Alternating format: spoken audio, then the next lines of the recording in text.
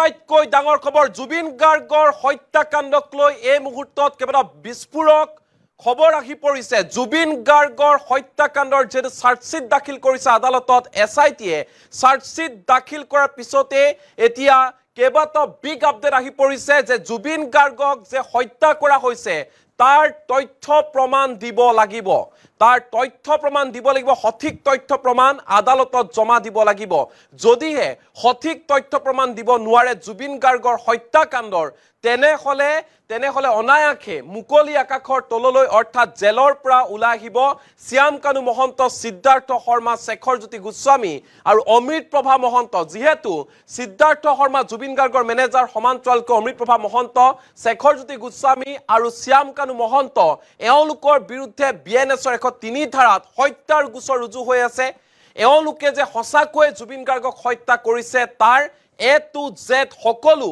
সত্য তথ্য জমা দিব লাগিব আদালতত যেহেতু চাৰ্জশিটত কোৱা হৈছে যে জুবিন গাৰ্গক অত্যাধিক মদ্যপান কৰোৱা হত্যা কৰা হল অৰ্থাৎ মৃত্যুৰ মুখলৈ ঠেলি দিয়া হল যদি জুবিন গাৰ্গক সঁচাকৈ অত্যাধিক মদ্যপান কৰোৱা হৈছিল কি মদ্যপান কৰোৱা হল কি খাবলৈ দিয়া হৈছিল জুবিন গাৰ্গক সেই সুৰাৰ বটল আদালতত জমা দিব লাগিব ঠিকে শুনিছে জুবিন গাৰ্গক যি সুৰাৰ বটল যোগান ধৰা হৈছিল জুবিন গাৰ্গক যি সুৰাৰ বটল দিয়া হৈছিল মদ্যপান কৰিবৰ বাবে সেই সুৰাৰ বটল আদালতত জমা দিব লাগিব সুৰাৰ বটলৰ তথ্য সঠিক তথ্য প্ৰমাণ জমা দিব লাগিব আদালতত অন্যথা কিন্তু মুকলি আকাশৰ তললৈ ওলাই আহিব শ্যাম কানু মহন্ত সিদ্ধাৰ্থ শৰ্মা সমান্তৰালকৈ শেখৰজ্যোতি গোস্বামী অমৃতপ্ৰভা মহন্ত সহ 7 অভিযুক্ত এই মুহূৰ্তত এই ডাঙৰ খবৰ আমি লৈ আহিছো এটা বিগ আপডেট এই মুহূৰ্তত জুবিন গাৰ্গৰ হত্যাৰ তথ্য প্ৰমাণ দিব লাগিবই জুবিন গাৰ্গক যে হত্যা কৰা হল তাৰ সঠিক তথ্য প্ৰমাণ দিব লাগিব আদালতত অন্যথা জেলৰ পৰা ওলাই আহিব 4 অভিযুক্ত এছআইটিয়ে যিবোৰ তথ্য দিছে প্ৰতিটো তথ্য প্ৰমাণ কৰিব লাগিব আদালতত তথ্য প্ৰমাণ কৰিব নোৱাৰিলে 7 অভিযুক্ত জেলৰ পৰা ওলাই আহিব যদি তথ্য প্ৰমাণ দিব নোৱাৰে সঠিক তথ্য জমা দিব নোৱাৰে তেনেহলে আদালতত ইয়া সোৱা হ'ব সালজাৰি সোৱা হ'ব যদিহে প্ৰমাণ নাপায় তেনেহলে তেওঁলোকক মুকলি আকাশৰ তললৈ আহিব পাৰিব তেওঁলোক অত্যাধিক মদ্যপান কৰোৱাই জুবিনক মৃত্যুৰ মুখলৈ ঠেলি দিলে এছআইটিৰ চাৰ্জশিটত এই কথা উল্লেখ আছে এছআইটিয়ে সুৰাৰ বটলৰ তথ্য প্ৰমাণ দিব লাগিব আদালতত শ্যাম কানুৱে সুৰাৰ বটল অমৃত প্ৰভাৰ জৰিয়তে দিয়া বুলি উল্লেখ কৰা হৈছে চাৰ্জশিটত এক কথাটো হৈছে যে তাৰো প্ৰকৃত সত্য তথ্য আদালতত প্ৰমাণ কৰিব লাগিব সঠিক তথ্য দিব লাগিব শুদ্ধ ৰূপত আৰু সত্য ৰূপত অন্যথা সঠিক তথ্য দিব নোৱাৰিলে অনায়াসে জেলৰ পৰা ওলাই আহিব এই মন্তব্য জ্যেষ্ঠ অধিবক্তা এ আৰ ভূঞাৰ ফালৰ পৰা স্পষ্ট ৰূপত কৈ দিয়া হৈছে যেহেতু চাৰ্জশিটত উল্লেখ কৰা হৈছে যে জুবিন গাৰ্গক এক প্ৰকাৰ হত্যা কৰা হল ৰাজ্যৰ মুখ্যমন্ত্ৰী ডক্টৰ হিমন্ত বিশ্ব শৰ্মায়ো সাংবাদিকৰ আগত আৰু বিধানসভাৰ মজিয়াত একথা স্পষ্ট ৰূপত উল্লেখ কৰিছে যে জুবিন গাৰ্গক হত্যা কৰা হল জুবিন গাৰ্গৰ মৃত্যুৰ ঘটনা সাধাৰণ ঘটনা নহয় প্ৰশ্ন তাত উত্থাপন হৈছে যদি সঁচাকৈ জুবিন গাৰ্গক হত্যা কৰা হল তেনেহলে তাৰ প্ৰমাণ কি আছে তাৰ সত্য সঠিক শুদ্ধ ৰূপত প্ৰমাণ দিব লাগিব প্ৰমাণ জমা দিব লাগিব আদালতত যদিহে আদালতে শুদ্ধ সঠিক তথ্য নাপায় তেনেহলে জেলৰ পৰা অনায়াসে মুকলি আকাশৰ তললৈ ওলাই আহিব শ্যাম কানু মহন্ত সিদ্ধাৰ্থ শৰ্মা সমান্তৰালকৈ শেখৰজ্যোতি গোস্বামী অমৃতপ্ৰভা মহন্ত সহ 7 অভিযুক্ত যি অভিযুক্ত বৰ্তমান সময়ত জেলত আছে কাৰাৰুদ্ধ হৈ আছে কাৰাবন্দী হৈ আছে তেওঁলোক জেলৰ পৰা ওলাই আহিব পাৰিব সঠিক শুদ্ধ তথ্য প্ৰমাণ নিদিয়া পৰ্যন্ত দেখিবলৈ পোৱা গৈছে 7 অভিযুক্ত জেলতে থাকিব যদি সঠিক তথ্য প্ৰমাণ দিয়ে তেনেহলে জেলৰ পৰা ওলাই আহিব কোনো পধ্যে নোৱাৰিব আমি পুনৰবাৰ কৈছো জুবিন গাৰ্গৰ মৃত্যুৰ ঘটনাৰ 3 মাহ সম্পূৰ্ণ হ'ব হল যোৱা 19 ছেপ্টেম্বৰত আমি আমাৰ মৰমৰ শিল্পী জুবিন গাৰ্গক হেৰুৱালো তাৰ পিছতে জুবিন গাৰ্গৰ মৃত্যুৰ প্ৰকৃত কাৰণনো কি কিয় জুবিন গাৰ্গৰ মৃত্যু হল কেনেকৈ জুবিন গাৰ্গৰ মৃত্যু হল জুবিন গাৰ্গৰ এই মৃত্যু ঘটনা সাধাৰণ ঘটনা নে সঁচাকৈ জুবিন গাৰ্গক হত্যা কৰা হল 121 প্ৰশ্ন খবৰ 3,50 লাখ জনতাৰ মনত উদয় হৈছে আৰু তাৰ পিছতে যোৱা 12 ডিচেম্বৰত যেহেতু এছআইটিয়ে চাৰ্জশিট দাখিল কৰিলে প্ৰায় 12,000 পৃষ্ঠা জোৰা চাৰ্জশিট দাখিল কৰিছে এছআইটিয়ে আৰু চাৰ্জশিট দাখিল কৰাৰ পিছতে কেতবোৰ বিস্ফোৰক তথ্য উন্মোচিত হৈছে চাৰ্জশিটত এই কথা লিখা হৈছে যে অমৃত প্ৰভাক মদৰ যোগান ধৰিছিল অমৃত প্ৰভাক জুবিনক দিবলৈ দিয়া হৈছিল জুবিন গাৰ্গক খাবলৈ দিয়া হৈছিল আৰু প্ৰায় দুটা ৰাতি জুবিন গাৰ্গে অত্যাধিক মদ্যপান কৰিছিল বুলি উল্লেখ আছে চাৰ্জশ্বিটত। সেই মদ্যপান কৰোৱাইছিল হেনো অমৃতপ্ৰভা মহন্তই। এটা কথাটো হৈছে সেই মদৰ সঠিক তথ্য প্ৰমাণ দিব লাগিব, অৰ্থাৎ সুৰাৰ বটলৰ সঠিক তথ্য প্ৰমাণ দিব লাগিব আদালতত। যদিহে প্ৰমাণ দিব নোৱাৰে মদৰ বটলৰ বা সুৰাৰ বটলৰ, তেনেহ'লে অনায়াসে জেলৰ পৰা ওলাই আহিব সকলো। সমান্তৰালকৈ দেখিবলৈ পোৱা গৈছে শেখৰজ্যোতি গোস্বামীয়ে হওক, সন্দীপন গাৰ্গে হওক, জুবিন গাৰ্গৰ PSOয়ে হওক, সমান্তৰালকৈ সিদ্ধাৰ্থ শৰ্মা, শ্যাম কানু মহন্তই হওক, তেওঁলোকৰ বিৰুদ্ধে যিসমূহ অভিযোগ উত্থাপন হৈছে সেই অভিযোগসমূহৰো প্ৰতিটো তথ্য প্ৰমাণ দিব লাগিব, সঠিক ৰূপত, শুদ্ধ ৰূপত, সত্য ৰূপত দিব লাগিব।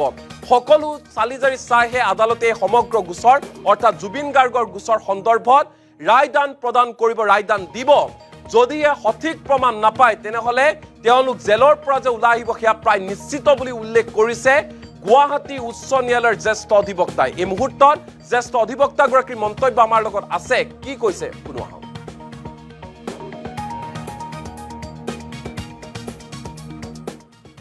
চাৰ্জশ্বিটৰ কমপ্লিট কপি যিটো আছে আপোনাৰ 12,000 পৃষ্ঠাৰ ভিতৰত আমি যিটো জানো 300-400 পেজ ভাইটেল, গতিকে এটলিষ্ট সেই 300-400 পেজৰ চাৰ্টিফাইড কপিটো পোৱাৰ পিছতহে মানে আমি ডাঠি মানে কথা ক'ব পাৰোঁ। কিন্তু এতিয়াও কথা ক'বৰ কাৰণে বা মন্তব্য দিবৰ কাৰণে আপোনাৰ যিখিনি দিছে সেইটো এটা এজাম্পশ্যনহে কৰিব পাৰোঁ, কিন্তু সেইটো অথেণ্টিক ডকুমেণ্ট বুলি আমি ক'ব নোৱাৰোঁ।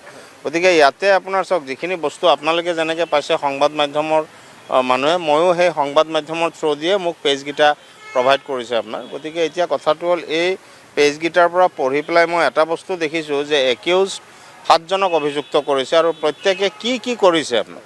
ধৰি লওক একিউজ নাম্বাৰ 1 সিদ্ধাৰ্থ শৰ্মাই কি কৰিছে, একিউজ নাম্বাৰ 2 আপোনাৰ শ্যাম কানু মহন্তই কি কৰিছে, অমৃতপ্ৰভা মহন্তই কি কৰিছে, সেইখিনি তেওঁলোকে কলম ৱাইজ ডেছক্ৰিপশ্যনটো দি গৈছে। গতিকে ইয়াতে যদি আমি চাব যাওঁ আপোনাৰ মানে একিউজ মেইনলি অমৃতপ্ৰভা মহন্তৰ কথাটো আহিছে ইয়াতে যে তেওঁ একেলগে ৰাতি ৰুমত আছিলে সন্মানীয় জুবিন গাৰ্গ ডাঙৰীয়াৰ লগত চোৱা চিতা কৰিবৰ কাৰণে, আৰু তেওঁ কি কৰিছে অত্যাধিক মদ্যপান কৰাইছে আপোনাৰ। অত্যাধিক মদ্যপান কৰাই পেলাই মানুহজনক পিছদিনাখন সেই মদ্যপান কৰি থকা অৱস্থাতেই অসুস্থ অৱস্থাত আপোনাৰ নি পেলাই মানে পানীত সাঁতুৰিবৰ কাৰণে বাধ্য কৰিছে আপোনাৰ। তেনেকুৱা ধৰণৰ এলিগেশ্যনছটো আহিছে আৰু সেইটো কাৰণে আপোনাৰ যিটো মানে যিহেতু হত্যাৰে ষড়যন্ত্ৰ আপোনাৰ ছেকশ্যন 61(2) যিটো লগাইছে আপোনাৰ, it is a call criminal conspiracy. গতিকে ক্ৰিমিনেল কনস্পিৰেচিটো কৰিছে for the purpose of to murder him. গতিকে প্ৰত্যেকৰে এগেইনষ্টে আহিছে। সিদ্ধাৰ্থ শৰ্মাৰ বিষয়ে স্পেচিফিকেলি আহিছে যে তেওঁ যিহেতু মেনেজাৰ আছিলে, গতিকে মেনেজাৰজনৰ যিখিনি দায়িত্ব সম্পূৰ্ণৰূপে সুচাৰুৰূপে পালন কৰিব লাগিছিলে, ধৰক মেডিকেল কণ্ডিশ্যনটো জনাব লাগিছিলে, যেতিয়া তেওঁ বাহিৰৰ ৰাষ্ট্ৰত গৈছে তাতে যিকেইজন কনচাৰ্ণ এজেঞ্চি আছে তাত জনাব লাগিছিলে, বা তেওঁৰ মেডিকেল চাৰ্টিফিকেট যিখন আছিলে, ইপিলিপচি যে আছিলে আগতে, পানী আৰু জুইৰ পৰা যে দূৰত থাকিব লাগিছিলে, এই কথাবোৰ জনাব লাগিছিলে। ইয়থ পাৰ্টি যোনে অৰ্গেনাইজ কৰিছিলে যে পানীত সাঁতুৰিব নোৱাৰে, কিন্তু সেই কথাবোৰ গোপন ৰখাৰ কাৰণে আপোনাৰ সেই ষড়যন্ত্ৰৰে এটা অংশ বুলি ধৰি লৈছে ইনভেষ্টিগেটিং এজেঞ্চিয়ে, যে এই ষড়যন্ত্ৰ কৰি পেলাই তেওঁক পানীত নি পেলাই মানে মদ খুৱাই পেলাই পানীত নি পেলাই এৰি দি পেলাই তেওঁক হত্যা কৰিছে আপোনাৰ। চাৰ্জশ্বিটৰ মানে মেইন প্ৰজেক্টশ্যনটো তেনেকৈ গৈছে। চাওক সেই কথাটোৱে আমি গোটেই চাৰ্জশ্বিটখন যেতিয়া পাম বা কোনটো সাক্ষীয়ে কেনেকৈ জবানবন্দী ইনভেষ্টিগেটিং এজেঞ্চিৰ, কাৰণ চাওক যেতিয়া পুলিচৰ ওচৰত দিয়া সাক্ষীবাদীটো কি হয় আপোনাৰ মানে এডমিচিবল এভিডেন্স বুলি আমি কোৰ্টত ধৰি ল'ব নোৱাৰোঁ। গতিকে এতিয়া প্ৰচিকিউশ্যন মানে চৰকাৰী পক্ষৰ এতিয়া দায়িত্ব হ'ব যে এই চাৰ্জকেইটা আপোনাৰ তেওঁলোকে বিয়ণ্ড অল ৰিজনেবল ডাউট মহামান্য ন্যায়ালয়ত প্ৰমাণ কৰিব পাৰিব লাগিব। যেতিয়া ন্যায়ালয়ত এতিয়া ধৰক 22 তাৰিখে অলৰেডি এতিয়া চাৰ্জশ্বিটটো লেট ডাউন হৈ গ'ল মহামান্য CJM আদালতত। CJM আদালতে কপি ফাৰ্নিছ কৰি পেলাই কগনিজেঞ্চ লৈ কেছটো অলৰেডি কমিট কৰি দিছে টু দি ছেশ্যন কোৰ্ট। আৰু ছেশ্যন কোৰ্টত কি হ'ব, এতিয়া 22 তাৰিখৰ পৰা শুনানি আৰম্ভ হ'ব, কেছটো অপেনিং হ'ব, পাব্লিক প্ৰচিকিউটৰে অপেনিং কৰি পেলাই কেছটো চলিব। তাতে যেতিয়া সাক্ষীসকল আহিব আপোনাৰ সাক্ষীবাদী দিব, তেতিয়া সেই সাক্ষীবাদীখিনি যাতে আপোনাৰ ধৰক পুলিচৰ আগত বা বেলেগ এজেঞ্চিৰ আগত যেনেকৈ দিছিলে সেইখিনি যদি কণ্ট্ৰাডিক্টৰী নহয়, যদি ছেইম থাকে, তেতিয়াহ'লে প্ৰচিকিউশ্যনে কেছটো ইষ্টাব্লিছ কৰিবৰ কাৰণে সুবিধা হ'ব। আদাৰৱাইজ যদি ধৰক কণ্ট্ৰাডিকশ্যন আহি যায় তেতিয়া মানে কি হয় আপোনাৰ ডিফেন্সে সুবিধা ল'ব পাৰে।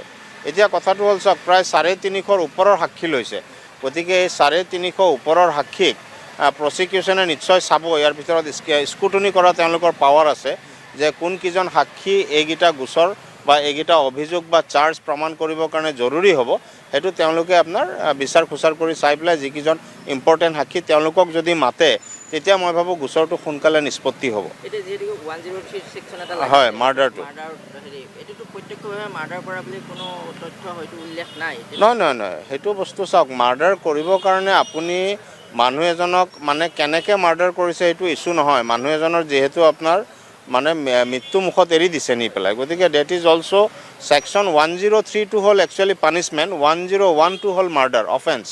গতিকে 101 কৰাৰ কাৰণে 103ত পানিছমেণ্ট দিয়া হ'ব আপোনাৰ, কথাটো তেনেকুৱা।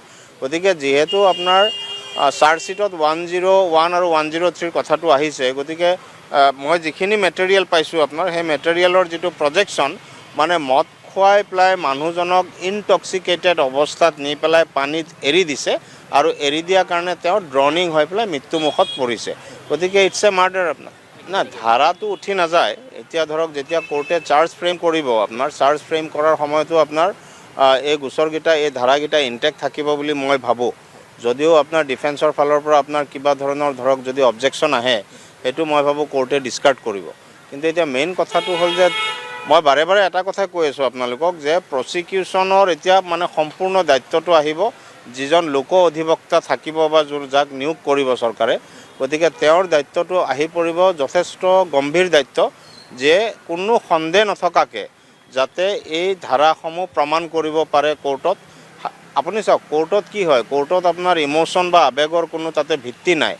আপুনি মহামান্য ন্যায়ালয়ে চাব যে এই ধাৰাসমূহ বা এই অভিযোগসমূহ সাক্ষীবোৰে প্ৰমাণ কৰিব পাৰিছে নে পৰা নাই।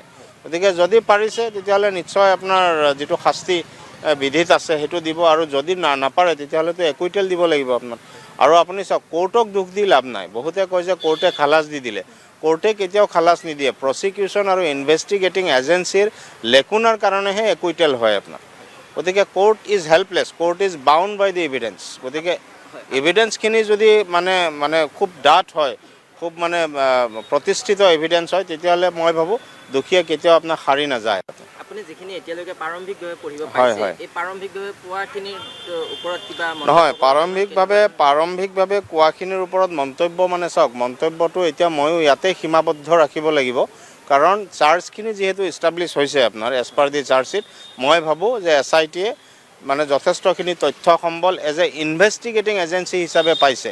এতিয়া সেই তথ্য সম্বলখিনি কোৰ্টত মানে এতিয়াতো গোটেই ইছ্যুটো আহি গ'ল কোৰ্টত। ইনভেষ্টিগেটিং এজেঞ্চিৰ ৰোল এতিয়া নাই। ইনভেষ্টিগেটিং এজেঞ্চিয়ে খালি সাক্ষীসমূহক প্লেচ কৰাত হেল্প কৰিব পাৰে, কিন্তু এতিয়া গোটেই দায়িত্বটো আহি গৈছে কোৰ্টৰ। কোৰ্টত গৈ পেলাই যেতিয়া সাক্ষীবাদী দিয়া হ'ব বা সাক্ষী ল'ব, আপোনাৰ সেই সাক্ষীবাদীখিনি যদি ইনটেক্ট থাকে, আপোনাৰ ধৰক ইনভেষ্টিগেটিং এজেঞ্চিৰ তাত যেনেকৈ দিছিলে, এতিয়া ধৰি লওক উইস্কিৰ বোটলৰ কথাটো কৈছে যে শ্যামকানু মহন্তই উইস্কিৰ বোটলটো কিনি পেলাই অমুকক দিয়া বুলি ইয়াতে মই দেখা পাইছোঁ এটা পেজত। গতিকে এতিয়া সেই উইস্কিৰ বটলটো চিজ কৰিছেনে নাই, উইস্কিৰ বটলটোত কাৰোবাৰ ফিংগাৰ প্ৰিণ্টছ আছেনে নাই, গতিকে সেই বটলটো কোনখন দোকানৰ পৰা কিনিছিলে, আমি ইমানখিনিলৈকে ইনভেষ্টিগেটিং এজেঞ্চিয়ে ইনভেষ্টিগেশ্যন কৰাৰ প্ৰয়োজন আছে বুলি আমি ভাবোঁ। গতিকে এতিয়া কথাটো হ'ল তাৰপিছত চাওক, য়ট যিখন আছিলে আপোনাৰ, য়টখনৰ ড্ৰাইভাৰজন বা য়টৰ যিটো ক্ৰিউ মেম্বাৰ আছিলে তেওঁলোকৰ ষ্টেটমেণ্ট আছেনে নাই। কাৰণ এইটোতো এটা বহিৰাষ্ট্ৰত হোৱা আপোনাৰ ঘটনা। গতিকে অসম পুলিচে দৌৰ মাৰি গৈ পেলাই ছিংগাপুৰত যে তুমি আহা তোমাৰ ষ্টেটমেণ্ট ল'ম সেইটো ক'ব নোৱাৰে। তাতে আপোনাৰ মিউচুৱেল লিগেল এছিষ্টেণ্ট ট্ৰিটি বুলি এখন ট্ৰিটি আছে। এনেকুৱা ধৰণৰ ঘটনা যদি ছিংগাপুৰত হয় বা এনেকুৱা ট্ৰিটি থকা কাণ্ট্ৰিৰ লগত হয়, তেতিয়াহ'লে তাৰে লোকেল পুলিচৰ হেল্প লৈ পেলাইহে আপুনি জবানবন্দী বা সাক্ষীবাদীখিনি তাৰ পৰা মিউচুৱেল লিগেল এছিষ্টেণ্টৰ ট্ৰিটিৰ থ্ৰু দি আনিব লাগে। গতিকে আমি দেখিছোঁ যেতিয়া সম্পূৰ্ণ চাৰ্জশ্বিটখন পাম তেতিয়া নিশ্চয় ক'ব পাৰিম যে তাৰ পৰা কি তথ্য পাতি সংগ্ৰহ কৰি আনিছে আপোনাৰ। গতিকে সেই তথ্য পাতিখিনি ভাইটেল হ'ব, কাৰণ মাৰ্ডাৰটোতো ইয়াতে হোৱা নাই, মাৰ্ডাৰটো হৈছে ছিংগাপুৰত। গতিকে তাতে যিহেতু হৈছে, কেনেকৈ কি চিটুৱেশ্যনত কোনে কি দি পেলাই মাৰ্ডাৰ কৰিছে গোটেই বস্তুখিনি আপোনাৰ প্ৰমাণ কৰিব পাৰিব লাগিব আপোনাৰ ইয়াত। মানে চাওক, দুৰ্বল